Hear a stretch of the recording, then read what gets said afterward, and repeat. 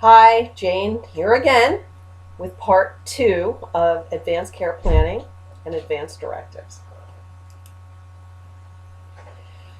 We're going to look now at forms of advanced directives.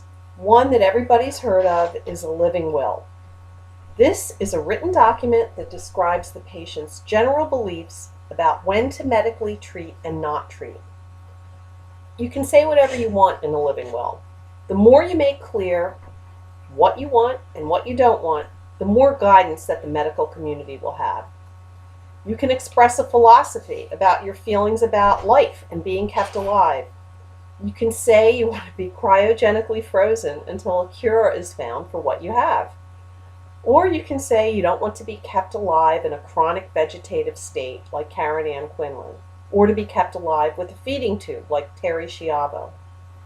These types of statements can provide some instruction to the medical community about what you want. To sum up, a living will tells loved ones and the medical community how you want to be medically treated. Only goes into effect if a patient is dying or unconscious. It tells what the patient wants and doesn't want, and under what condition the patient wants or doesn't want specific treatment. Examples of preferences might be, if I'm unconscious and death is expected within months, I don't want to be resuscitated, have CPR, intubation, or any extraordinary means to prolong my life. Or, if I'm unconscious and death is expected within months, I want maximum palliative care, which means comfort care. Or, if I'm unconscious but I'm not dying, I want all life-sustaining treatment, unless my brain becomes irreversibly deteriorated and inactive. The problem with living wills is that they may not cover every possible situation or state sufficiently what defines extraordinary means, or an acceptable quality or length of life. In other words, living wills can leave gray areas.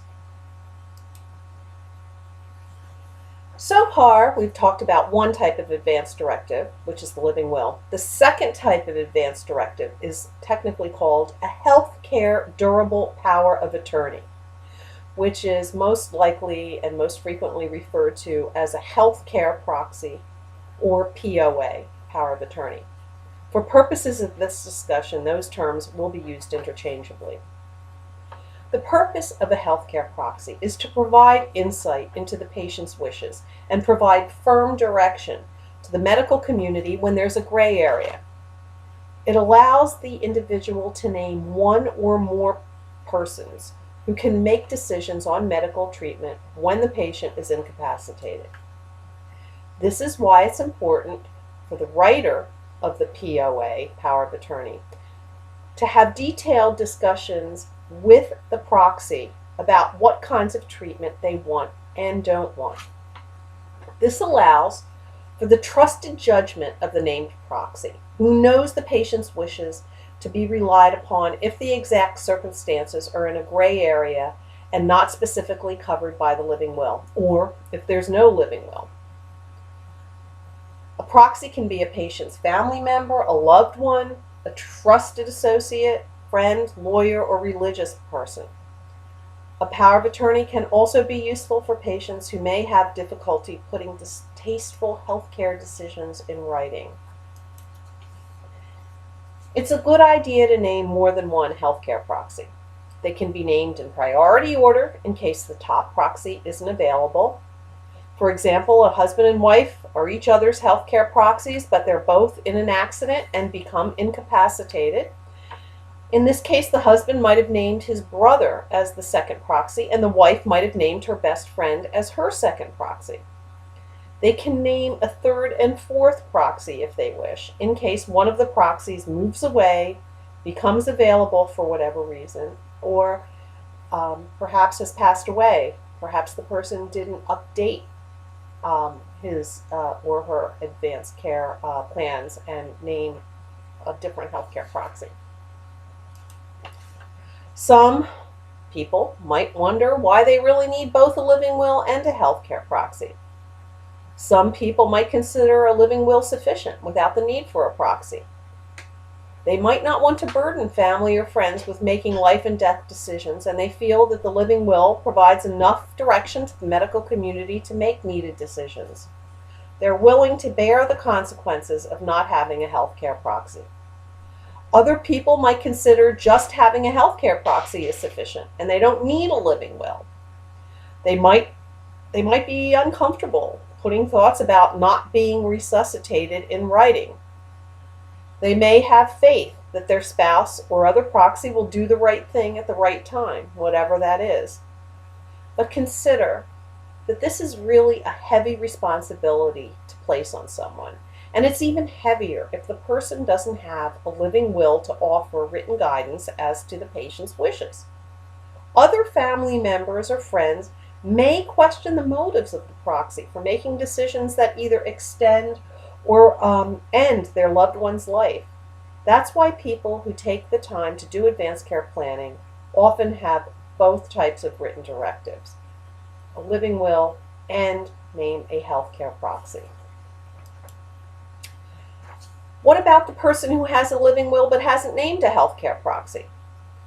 Here are some reasons why they might want to consider naming a proxy. As we've said many times, the living will might have a gray area or more than one gray area that aren't explicit enough. And for example, the term quality of life can mean different things to different people. If you've said that you want treatment withheld if you've got a short life expectancy, well, short can also mean different things to different people. So you may need someone to tell the people who are treating you how short is short. And as we mentioned earlier, there are some situations that arise that aren't covered by the living will, like amputations, ventilation, hydration treatments.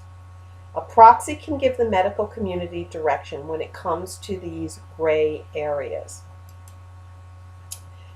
If you have a healthcare proxy, you might also want to have a living will, and here are a few reasons. First, the living will reduces the burden on the healthcare proxy to make all of the decisions. Many people don't want their spouse to have to make life and death decisions unless they absolutely have to. Secondly, the living will makes the patient's wishes clear to loved ones and family members, which reduces conflicts with the proxy's decisions. For example, you don't want the proxy to have to make the decision to withdraw life support and then be suspected of having an ulterior motive, when that's exactly what you wanted in the first place. The living will helps to avoid that type of thinking and also reduces the burden on the proxy. Now let's turn to another tool for advanced care planning, something called Practitioner Orders for Life-Sustaining Treatment, usually referred to as POLST. I like to think of POLST as a type of living will, but one that's officiated by a doctor, a nurse practitioner, or physician's assistant. To begin with, it's a medical order that indicates the patient's wishes regarding treatment. It's similar to a living will and healthcare proxy, but it's developed with and signed by a doctor, nurse practitioner, or physician's assistant. Most U.S. states have specific POLST forms that are used by the medical community in that state. The POLST forms in New Jersey are on green paper to make them easily recognizable in a patient's medical chart. Unlike a living will or healthcare proxy, which can be created by adults of any age and any current state of health, POLST is typically used for patients with a life expectancy of less than 1 year, or patients who are in an ICU or critical care, or patients who live in a long-term care facility. Medical personnel create these documents when they can envision the need for their use in the near term.